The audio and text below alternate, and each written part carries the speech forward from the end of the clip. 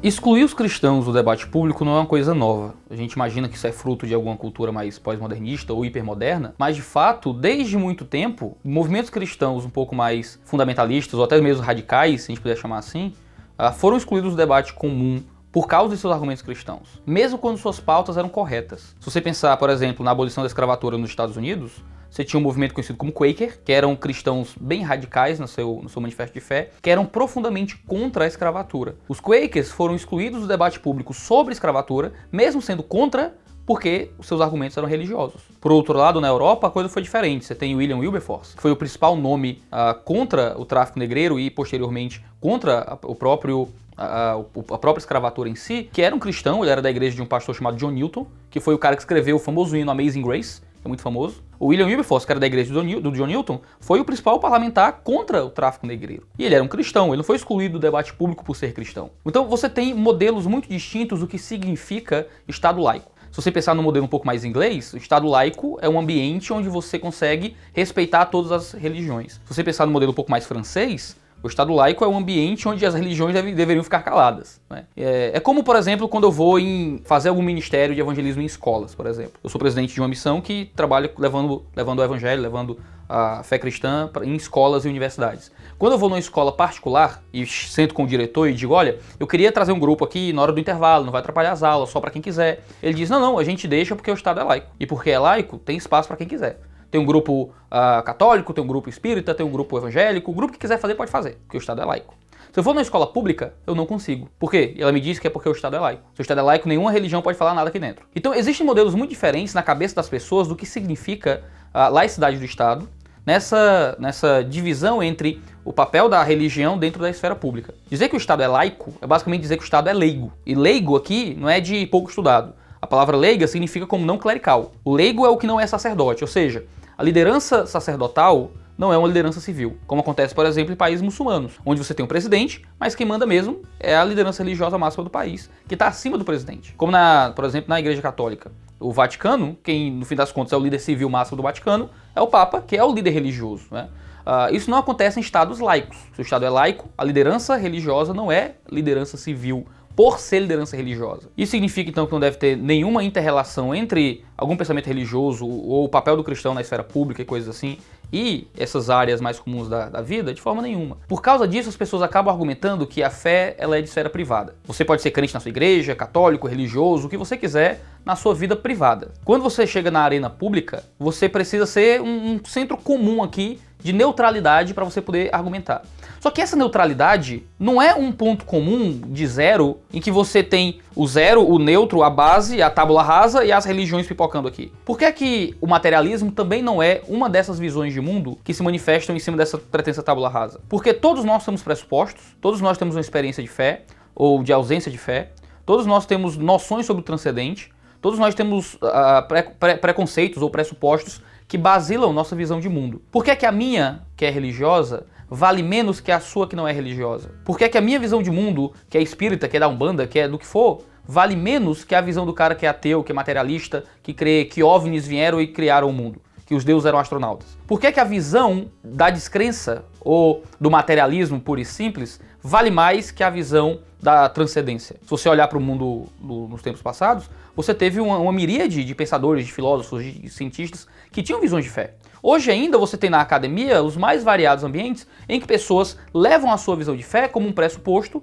para fazer boa ciência ou para construir um bom saber ou suas relações humanas. Por que é que ler o mundo através da lente da fé me torna inapto para o debate público e ler o mundo através da lente da descrença torna o indivíduo apto, ou é pelo menos uma condição necessária, mesmo que não suficiente, para o debate público? Isso é criar ateísmo de Estado.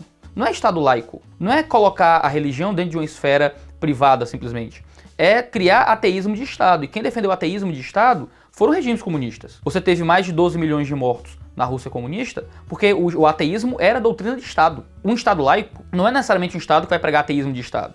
Um Estado laico é uma coisa muito simples. O líder religioso não é líder civil. Isso porque ser líder religioso. Ou seja, ainda que um pastor, um ayatolá, um padre, um bispo, ou qualquer pessoa de qualquer antro religioso queira se candidatar a ser um político, ele não está ferindo o Estado laico, porque ele vai ser votado como um cidadão comum. Então, dentro desse contexto maior, as pessoas olham para as fés, né, para as várias manifestações de crença e acabam tratando essas pessoas como inaptas ao debate público porque estão levando as suas crenças. Mas todos nós estamos levando as nossas crenças o tempo inteiro. Seja acerca de Deus, seja acerca dos OVNIs, seja acerca dos astros, seja sobre os cristais, seja signo. Você tem uma crença sobre alguma coisa, mesmo no mais profundo e absoluto materialismo. Você acredita que houve um processo evolutivo, você acredita que houve uma origem da vida em alguma coisa, um Big Bang. Ah, mas isso é ciência. Ah, mas muitas pessoas defendem que suas compreensões de fé também provêm, de alguma forma, de um ambiente científico. E mesmo que não, por que é que apenas as crenças balizadas por um processo científico são dignas de serem julgadas no debate público? Quer dizer que conhecimentos não científicos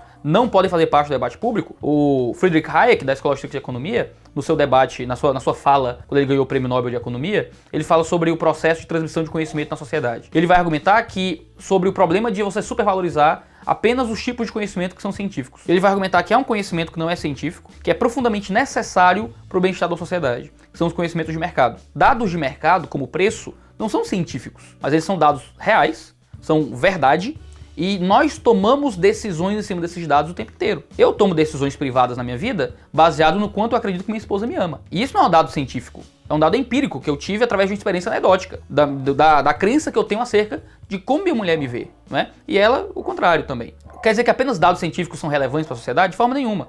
Existem outras informações, outros dados, outras crenças que não provêm diretamente da ciência, que são normais argumentar a respeito na vida pública, mesmo na experiência anedótica, muitas vezes. Então, quando você diz que o cristão não pode argumentar ou não pode trazer a sua crença como um elemento fundante para os seus aspectos de fé, o que está acontecendo é que você está privilegiando um tipo de crença sobre outra. Não é que você está querendo tirar as crenças e deixar apenas um ponto comum de debate. O que você está fazendo é privilegiando uma cosmovisão em detrimento de outras cosmovisões. Em uma sociedade plural, em uma sociedade que respeita as diferenças, você tem que ter um cenário comum de debates entre as concepções, entre as visões de mundo. Uma sociedade plural e madura é uma sociedade onde você tem pessoas com crença e com descrença e com as mais variadas crenças e descrenças, pondo suas ideias em jogo, nesses debates públicos, chegando então num ambiente em que as pessoas podem chegar num senso comum. Claro que se eu chegar no meio da rua ou num debate político, começar a gritar, não pode ter casamento homossexual porque Deus odeia os gays, e algo assim, é bem provável que o meu discurso vá ser execrado como um discurso válido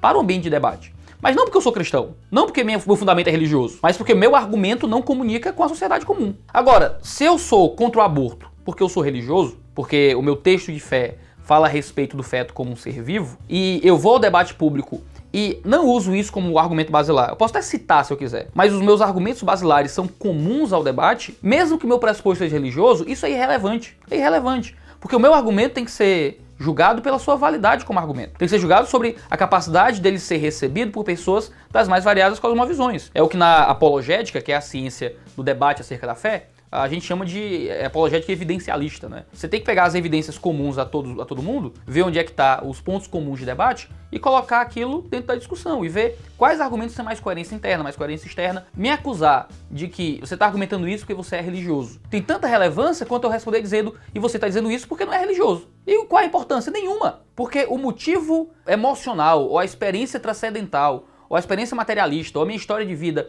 com relação a uma crença é irrelevante para a capacidade de argumentação pública.